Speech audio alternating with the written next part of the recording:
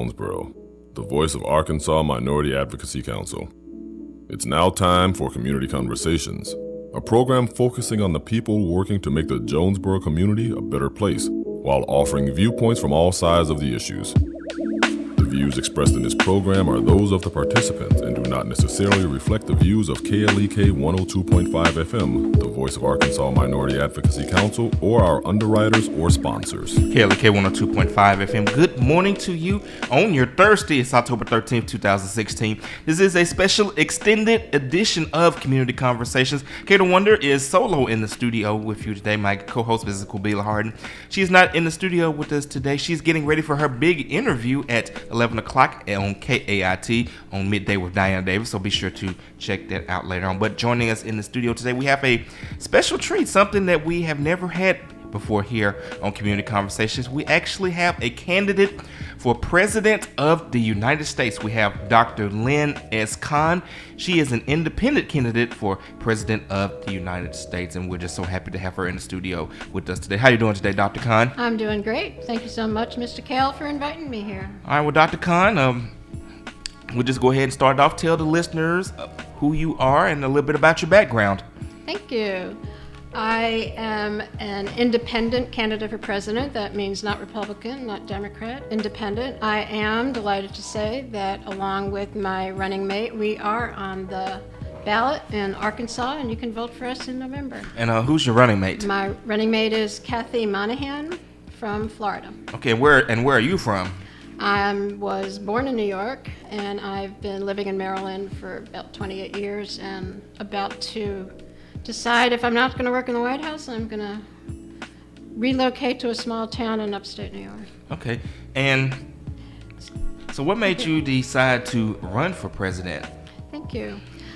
I worked inside the federal government for more than 32 years as an organizational psychologist, and I really understand how it works. I worked in several different agencies, and I worked on the White House Partnership to Reinvent Government for 6 years.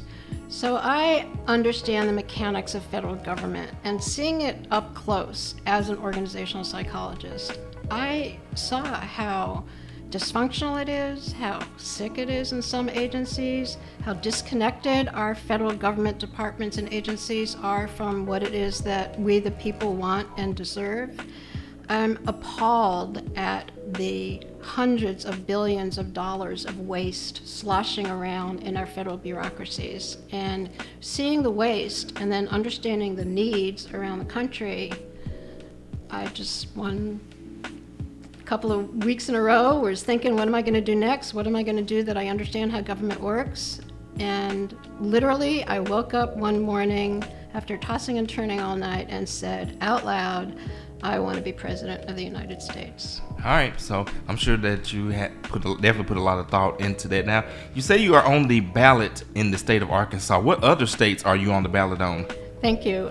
We are on the ballot in Iowa, and we are write-in candidates in 16 other states. We are also battling the state of New York. We were on the ballot, then we got kicked off the ballot, and we filed an appeal, and we might file a lawsuit. The rules for getting on the ballot as independent candidates are bizarre, and they're absolutely different in every single state. Though I will say Arkansas, it was pretty straightforward compared to other states, and the Secretary of State's office in Arkansas answers questions. They pick up the phone and they answer questions, unlike a few other states. All right, well, that's certainly good. Okay, now, Dr. Kahn, obviously this has been a very interesting presidential election. The two major party candidates are candidates that are disliked by a wide spectrum of people, and there are a number of people who would want to vote for a third party candidate, but they feel that because of the way the electoral college is set up, that where it's winner take all, that if they vote for a third party candidate, that in the end it doesn't matter, and that they feel like they're forced to have to vote for one of the major party candidates, even though they would rather support someone who is more aligned with their values. So what is your response to that, and what would you like to see in the future to where the country isn't in a position like that, to where third party candidates actually have a fair shake? Like, for example, in order just to get on the debate stage, you have to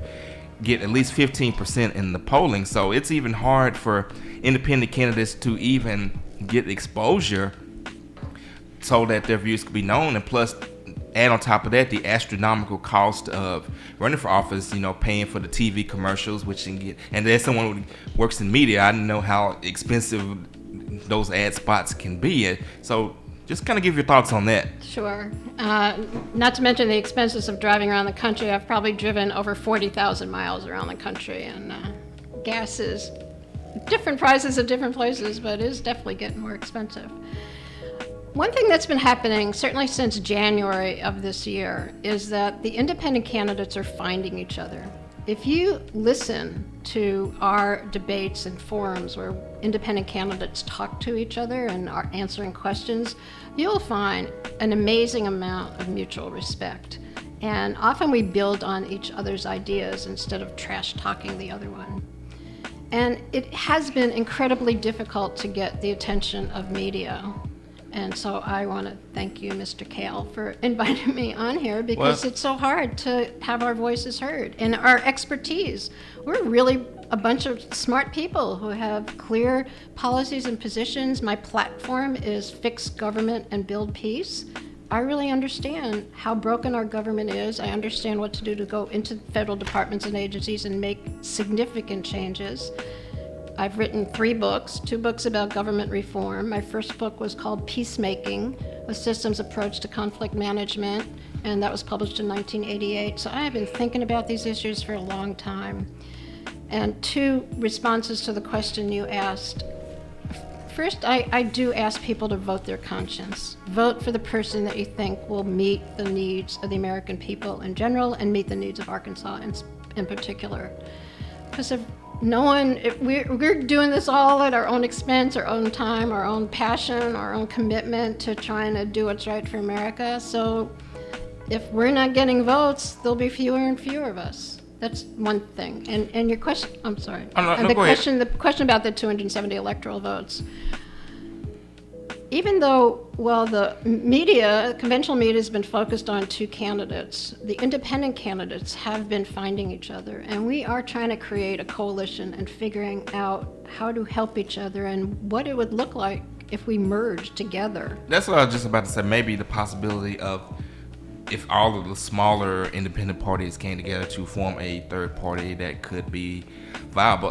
Now, one thing that I will say, I forgot to give a disclaimer. KLK and the Voice of Arkansas Minority Advocacy Council does not endorse nor support any candidate for office, nor is any compensation provided for this interview. This interview is provided for educational purposes only. Now, with that being said, in order for third-party candidates, no matter what they stand for, what they believe in, if they did come together, and if they started from the bottom, like with the state races, local races, that could be a way in which a third party, again, no matter what values that party stands for, were to organize, then they could potentially build themselves up to where they could become a force on the national level. I'm hoping that starts happening this week in some ways. There's a lot of egos. I've talked to a lot of people in different political parties. There's almost 1,000 people running as an independent candidate for president. I'd say maybe 40 of us are credible. We have experience. We're not just in it for the ego. We don't just have opinions. We actually have positions and policies and programs that we believe would work. And we're finding each other. And I've been talking to them about, especially those that belong to small parties. I've even been talking to the chairs of some of these small parties about exactly what you've just said. What would it take for us to come together? It would take people learning how to get past competition and let go of their egos a little bit. But I believe we're in trouble, so I think the impetus is there for small parties and independent candidates to come together. Yes, ma'am. We are speaking with Dr. Lynn S. Kahn, independent candidate for President of the United States. If you got a question for Dr. Kahn, you can give us a call at 870-277-1080. Once again, that phone number is 870-277-1080. And you can also post your comments and your questions on our Facebook live stream as well. Now, Dr. Kahn, I'm looking at your literature, and you have a 7-track plan. So I want to outline that plan and give you the opportunity to talk about each one of the planks of your platform. Number one is cut $1 trillion of government waste and invest those savings in our communities. Number two is multiply solutions. Number three is transform all federal agencies. Number four is build partnerships. Number five is communicate honestly. Number six is measure the truth. And number seven is build peace. So we'll start with the first one, cut $1 trillion of government waste and invest those savings in our community. So Dr. Kahn, how would you propose to do that? Thank you. This was actually the issue that pushed me over the edge in terms of deciding to speak out. There are many studies that talk about waste in government, and I'm sure people have read headlines that talk about, spending. The federal government spends $25 billion, that's with a B, $25 billion maintaining empty buildings. So the waste is just incredible. And as I understand government agencies, the easiest way to get at that waste is you have to go department by department. And in many departments, issue a hard freeze to stop the bureaucracy from growing. So for example, in the U.S. Department of Education, is $70 billion. I believe the Department of Education has failed this nation for decades. About $40 billion is already mandated to go back to the states. What do they do with the other $30 billion? To me, it's waste. There's no results. It's not helping our communities. So issuing a hard freeze, and then I call it survivor for feds, going line by line through each program and making the decision. If you get results, okay. If there's no results, and most of that $30 billion has no results, let's send that money back to the states with maybe some requirements about investing it in education locally.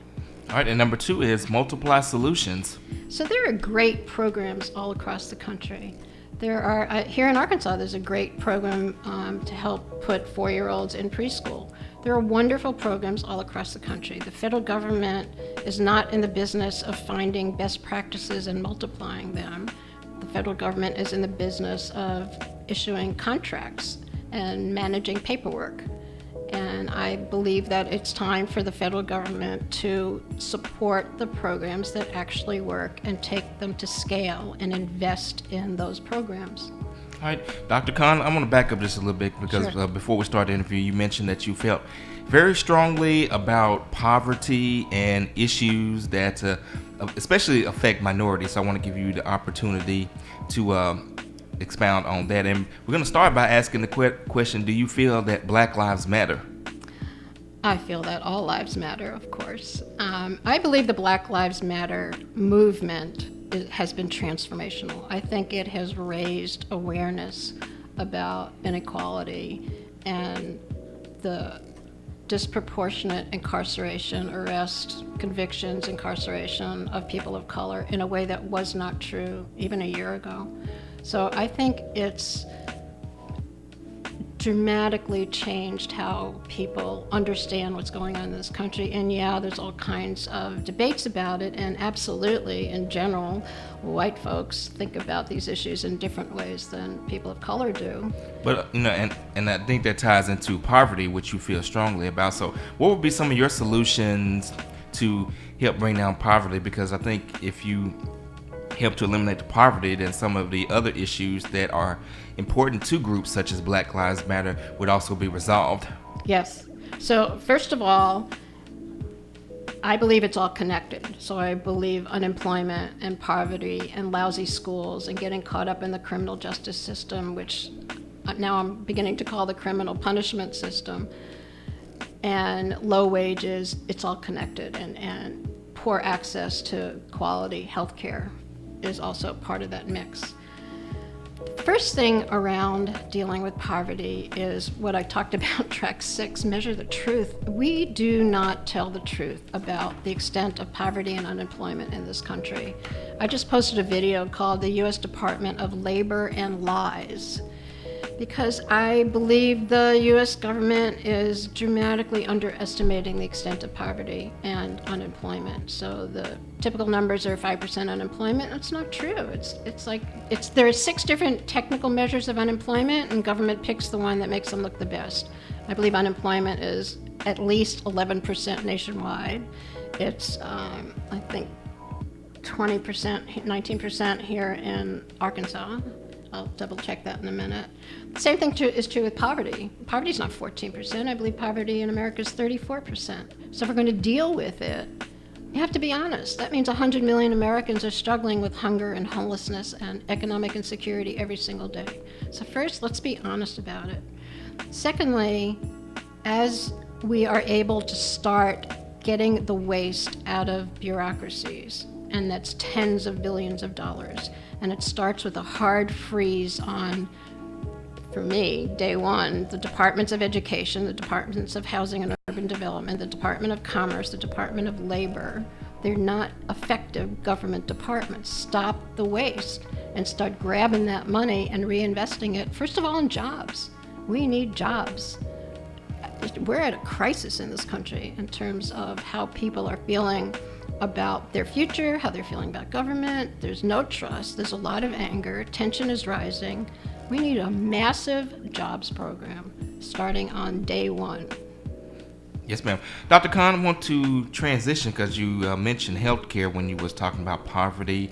What do you think is the solution to our healthcare problem? As you know, President Obama passed Obamacare, and it's had its ups and its downs. You have some people that advocate for single payer, you have some people that are against it, but I think we can all agree that healthcare is an issue that affects all of us. So what solutions do you have to offer to where all of us can get healthcare? And do you even think that healthcare is a right that we all should have?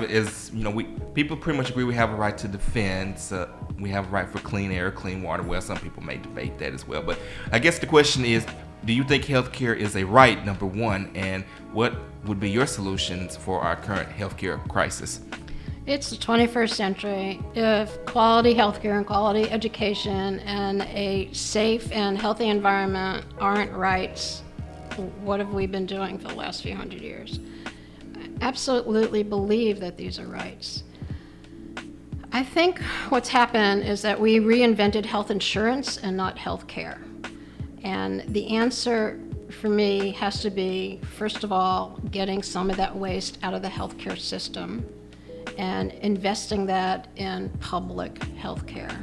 I remember when there were nurses in schools, let's hire 100,000 nurses and put them back in schools. Let's start supporting free clinics and whatever public hospitals that we have left, and invest in those hospitals. So I really think we need to stop pretending that the health insurance industry is helping and look at dramatically expanding public health.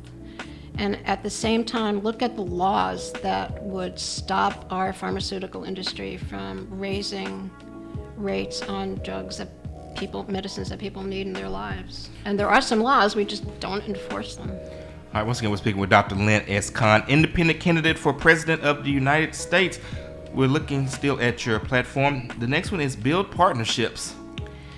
In the real world, we all understand to get anything done, you need partnerships. Just look at any community effort, that it's the faith-based community and local businesses, and maybe it's the schools and it's volunteers. To get anything done, you need partnerships.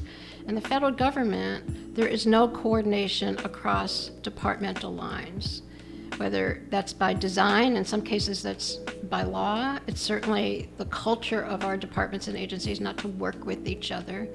And that's part of why nothing is working and government is dysfunctional and people have no faith that it'll ever deliver results. So if we're going to, for example, do a dramatic increase in jobs, investing in jobs, we need, for example, the U.S. Department of Transportation, where a lot of infrastructure jobs would be supported, working with the U.S. Department of Education and the U.S. Department of Housing so that the jobs are built where there's public transportation and people are trained for the jobs of the 21st century. So it requires a certain kind of coordination that doesn't exist. There are even laws against coordination across agencies fighting terrorism. So the lack of coordination is dysfunctional. It's really destructive. And we thank you, Dr. Kahn, for that answer. Dr. Kahn has lots of interesting points. I wish we had time to cover them all. So, Dr. Kahn, we're going to have to get ready to wrap this interview up in a moment. Let the listeners know where they can get more information about you, where they can get your full platform, where they can contact you and ask you questions if they want to learn more about you and what you stand for. Absolutely. Thank you. You can just simply search for me, Lynn S. Kahn for president on Google. Spell that Kahn. Thank you. Kahn as in AHN. My website is vote for the number 4 Lynn LY as in yes NN Nancy LYNN vote for Lynn2016.com.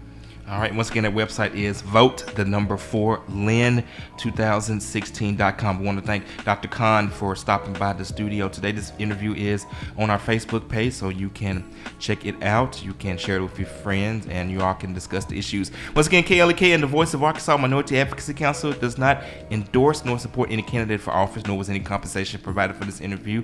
This interview was provided for educational purposes only. We do thank you for tuning in. We're going to go ahead and get back to Cheryl Underwood Radio. We'll be back at the top of the hour with more community conversations. This is KLEK. With more. Thank you.